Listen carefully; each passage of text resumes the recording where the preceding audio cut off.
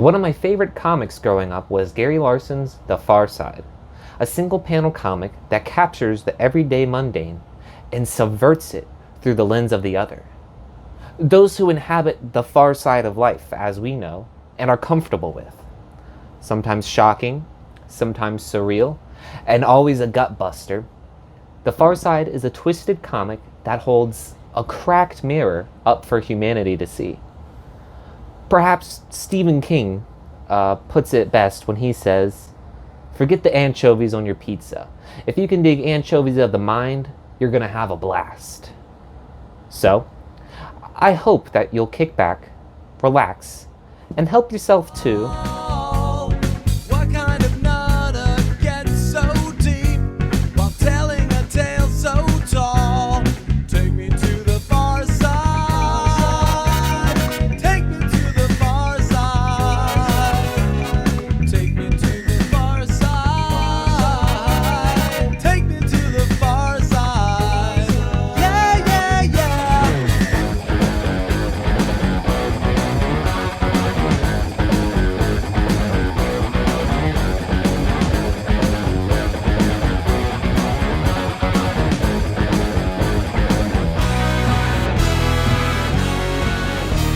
So, what is the big deal? Why should we care about The Far Side? Well, Scott McCloud, called by some the Aristotle of comics, writes about this at great length in his book, Understanding Comics, The Invisible Art. He says that all media of communication are a byproduct of our sad inability to communicate directly from mind to mind.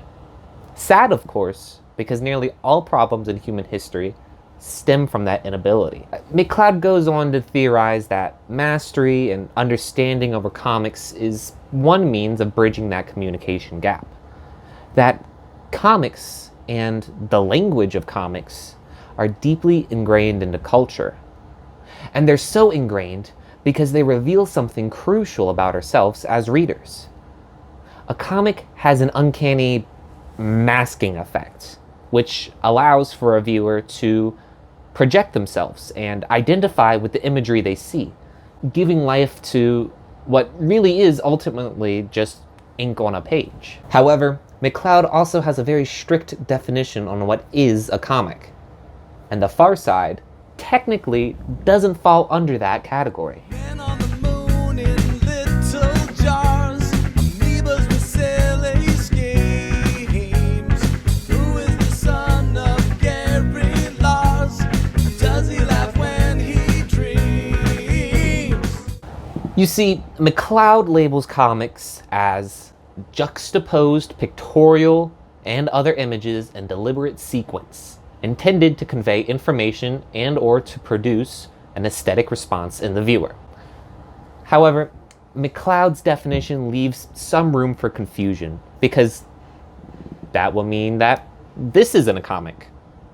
Or this. Or this. And as we've already said, not The Far Side. When considering the single-panel comic, you have to consider two other narrative devices that are frequently employed and mastered in the best of single-panel comics. First is in medias res. That's a fancy way of saying in the middle of things. And nearly every single-panel comic is a great example of taking a look at a story in the middle of things. The beginning is implied, and the end left up to the reader's interpretation. Within a single-panel comic, a masterful writer is weaving the climax of a story, leaving it to their reader to interpret and create their own juxtaposition. It is an endeavor that assumes a greater capability on the reader's part. But as McCloud frames things within his book, many readers are already performing a lot of the work in interpreting comics anyways.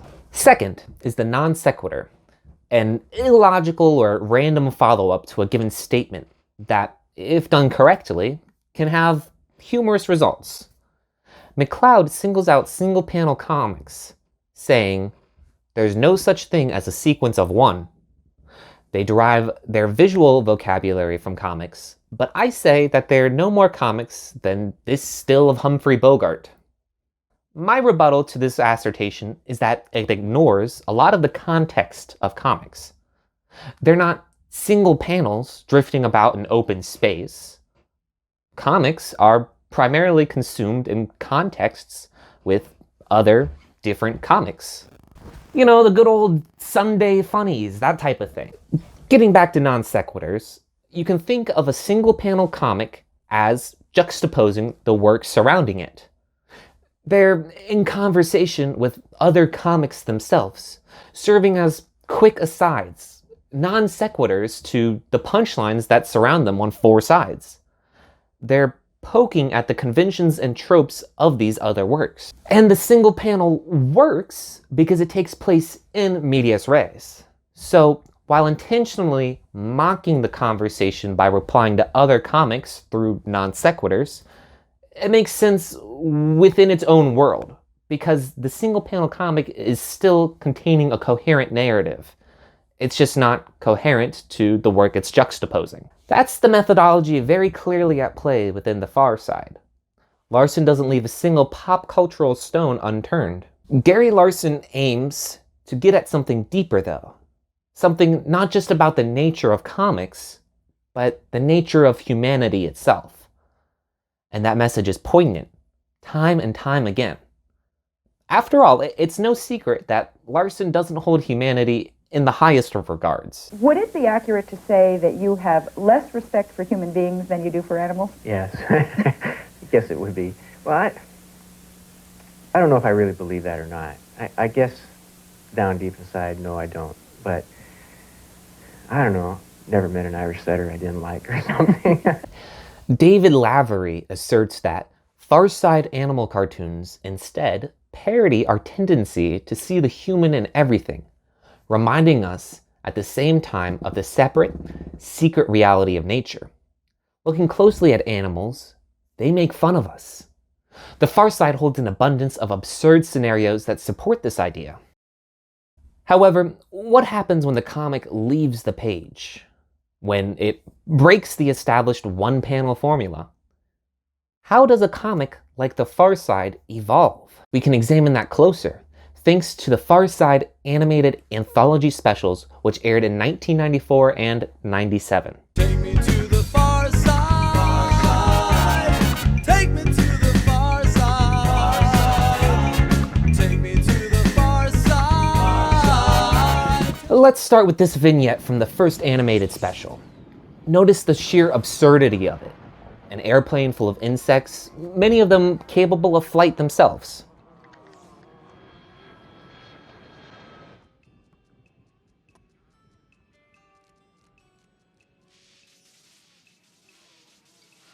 Lavery goes on to contend that The Far Side is an examination of anthropomorphism. What our desire to see ourselves in the natural world around us says about us.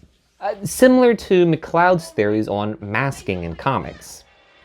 However, while McCloud's ideas on masking are based on visuals, the anthropomorphism within The Far Side is cultural and instinctually bound. From the beginning, The Far Side seems to be telling us the world of nature, the governance of instinct, have probably been preferable to domestication with all of its debilitating side effects.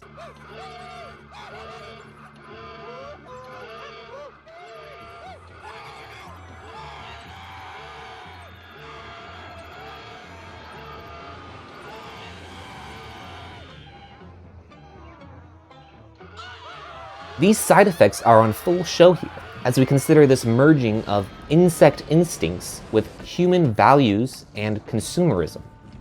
The way the scene concludes as well says something incredibly bleak about this state of affairs. Even the strips, for all their pessimism, don't manage to drive home these themes of human absurdity as well as the animated specials. Here's two relatively similar examples we have to look at that demonstrate this. In this comic strip, there's this element apparent of attempting to blend in, trying to act as an observer. The humor comes from how obvious it is that the disguised gorilla is an outsider. Meanwhile, in this clip, which also features gorillas, there's something else at play. This really highlights what Lavery was talking about, this separate, secret reality of nature.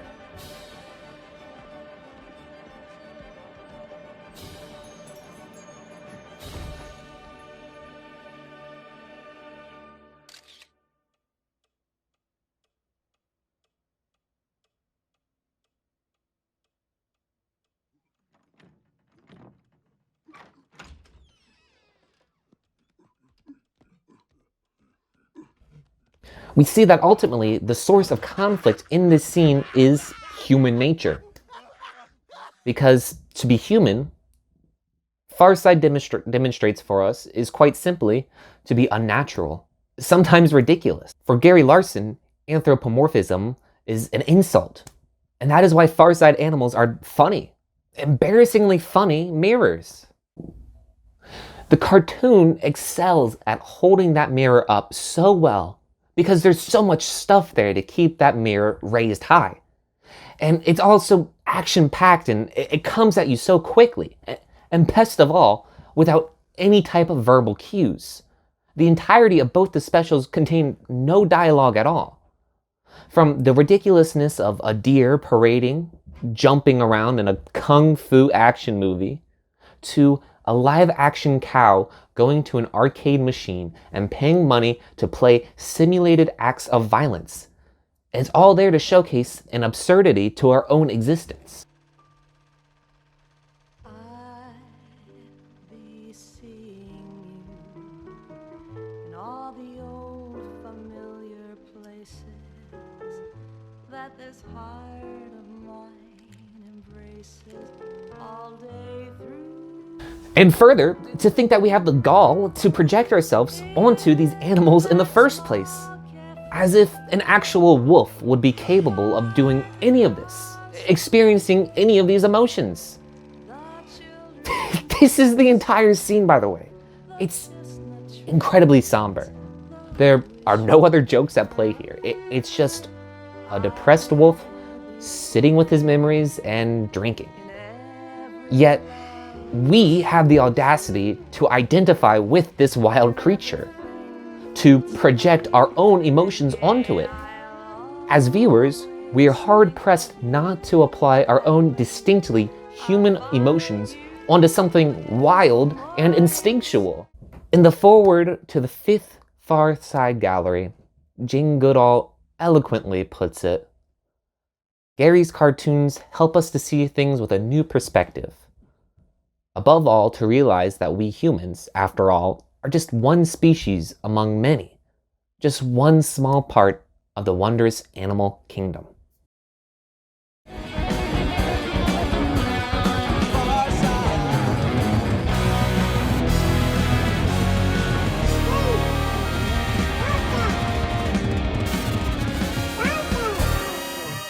Gary Larson urges his audience to consider life on the far side, to take a moment to ask yourself about our position within the animal kingdom and the world around us, and what our responsibilities are when poised in that position.